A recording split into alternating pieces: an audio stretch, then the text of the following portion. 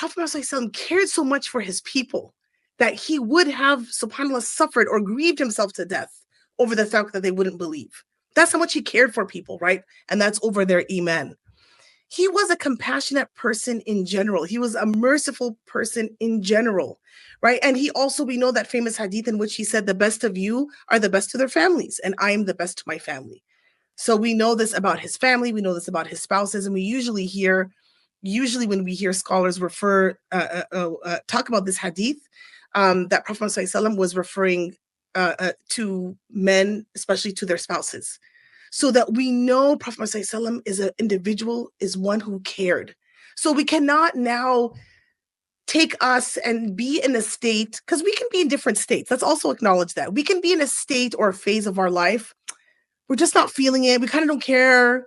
We're just like, it's just kind of about me, or we're in a certain, subhanAllah, and you can also tie it back to your spiritual state as well. I also want us to reflect on that. We can be in a low state of iman. And when you're in a low state of iman, you can look at everything. Probably your fitness routine. You could probably look at your work relationships, your home, the relationships that really matter to you. And everything is just awry. Like everything is messed up. SubhanAllah.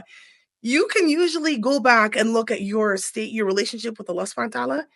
If it is good, a lot of times things can be falling in place. I'm not going to say everything is perfect, but when you're in a good state with Allah subhanahu wa ta'ala, things can usually be things will be emanating from a better place from you in terms of how you are dealing with other people. So if you are well connected to Allah subhanahu wa ta'ala, and you are satisfied with your relationship with Allah subhanahu wa ta'ala, you are going to be in a better place to give. You're going to be in a better place to be attuned with those that you love. So if you're in a state of caring, you're in a state of giving, you're in a state of being in tune with the one that you love, yes, you're going to be more in that type of situation where you are caring more. If you're not, and you're not really in tune with salah, you're not really making dhikr, you're not in a state of gratitude, you're just in a state of funk.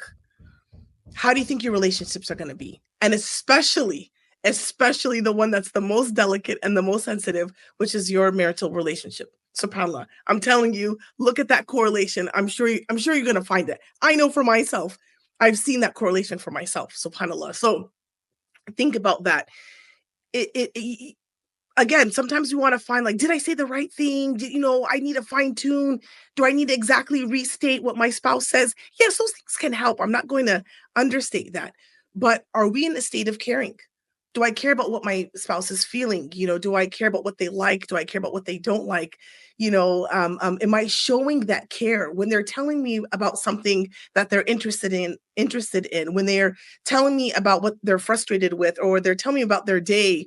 When they're kind of giving me the vibe that they don't want to talk, or that they need some time to decompress alone.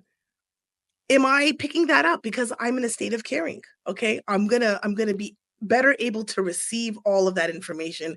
I'm going to be okay with all of that when I'm kind of in a content state with myself, because I'm in a better state with Allah subhanahu wa ta'ala. So I'm in a state of caring. And that is something that Prophet Muhammad sallallahu alaihi wasallam, we know that he was really wonderful in modeling that. SubhanAllah.